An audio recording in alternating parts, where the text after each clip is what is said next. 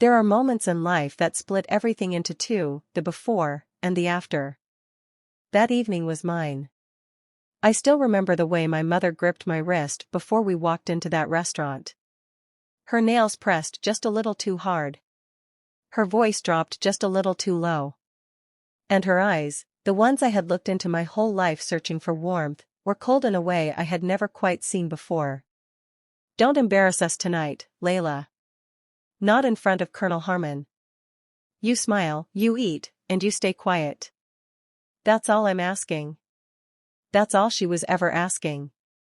My name is Layla.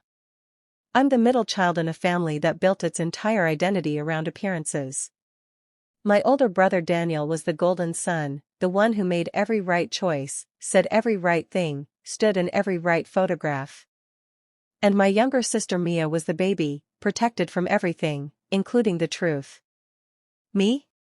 I was the inconvenient one. The one who asked too many questions. The one who remembered things nobody else wanted to remember. That night was Daniel's engagement dinner. He was marrying a woman named Christine, beautiful, composed, the kind of woman my mother had already started calling the daughter I always wanted. The word stung, but I had grown used to stings by then. Colonel Harmon was Christine's grandfather. A retired military man in his late 70s, straight-backed, quiet, the kind of man whose silence felt heavier than most people's words.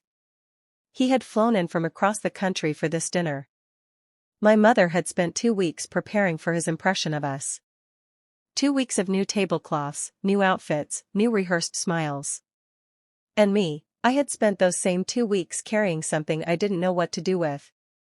3 weeks earlier, I had found something I was never supposed to find. A folder. Hidden inside an old box in the garage while I was helping my mother clear storage. Financial documents. Transfers. A name that appeared again and again, Daniel's name, attached to transactions that made my stomach turn. Money that wasn't his.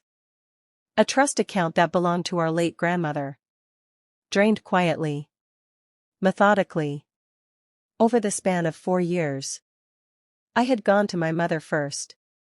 She had looked at the papers, looked at me, and said words I will never forget. "Put that back where you found it. And don't you dare breathe a word of this to anyone. Especially not tonight." So there I sat. At a table full of laughter and champagne glasses. Swallowing the truth with every polite bite. Watching my brother smile at his soon-to-be bride. Watching my mother perform the role of the perfect matriarch. And across the table, Colonel Harmon watched me. Not the way people watch a stranger. The way people watch someone they've already heard about.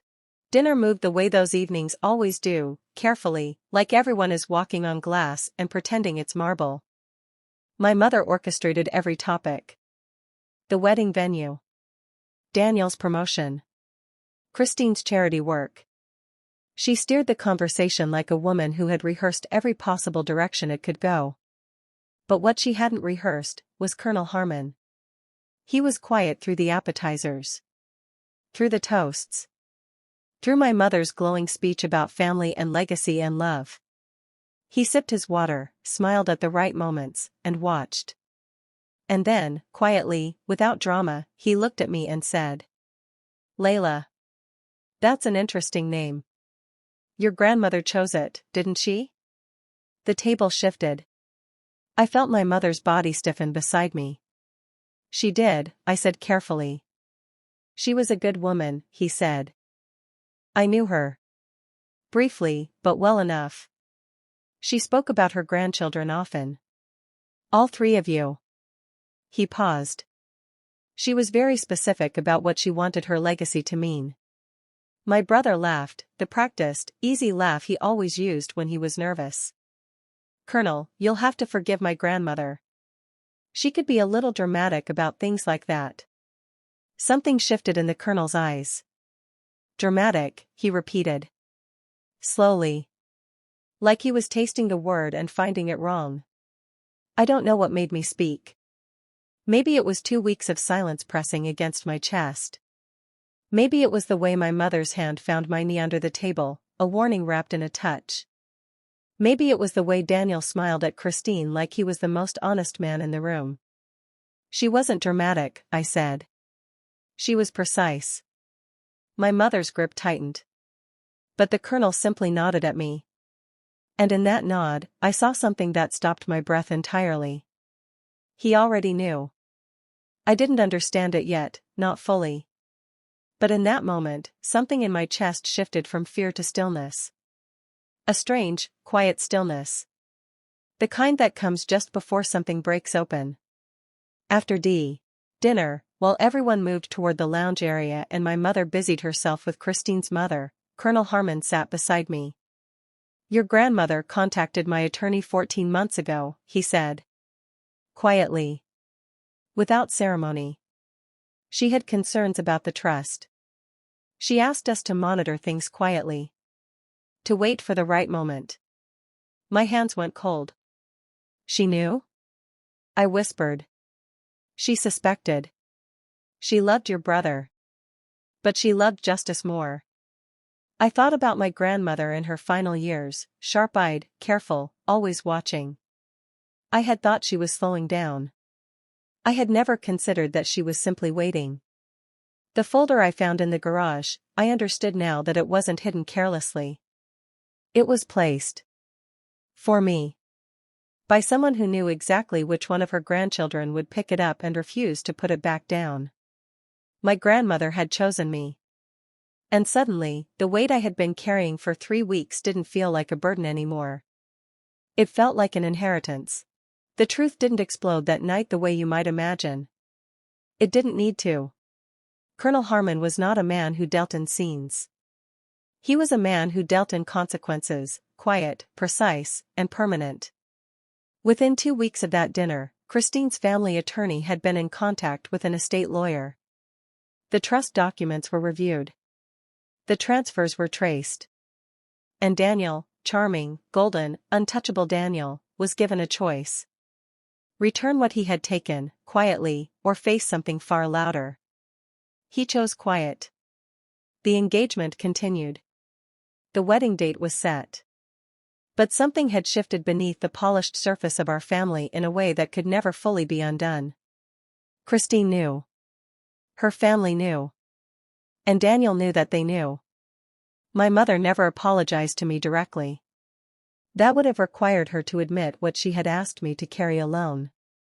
Instead, she became quieter around me. More careful. As if she had finally understood something about the daughter she had always called inconvenient. But the moment I returned to most, the one that settled something deep inside me, was a phone call I received 3 days after that dinner. It was from Christine. "I want you to know," she said, "that my grandfather told me everything. Including the part you played." I didn't know what to say. "You could have stayed silent," she continued. "Most people would have. I just wanted you to know that I see that. And I'm grateful." I thought about my grandmother after that call. About the folder left for me to find. About the way she had watched me grow up in a family that called me difficult, and had quietly decided that difficult was exactly what the truth needed. I used to think silence was the price of belonging in my family. That staying small was the cost of staying loved. My grandmother taught me, even from the other side, that some truths are worth more than comfort. That protecting the wrong people is not loyalty. It is just fear wearing a familiar face. I am still the inconvenient one. I have made peace with that. Because now I understand, the inconvenient ones are simply the ones who refuse to look away. And in a world full of people staring at polished surfaces, that is not a flaw.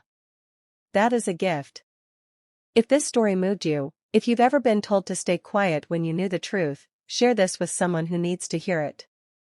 Because sometimes the most powerful thing you can do is simply refuse to be silent.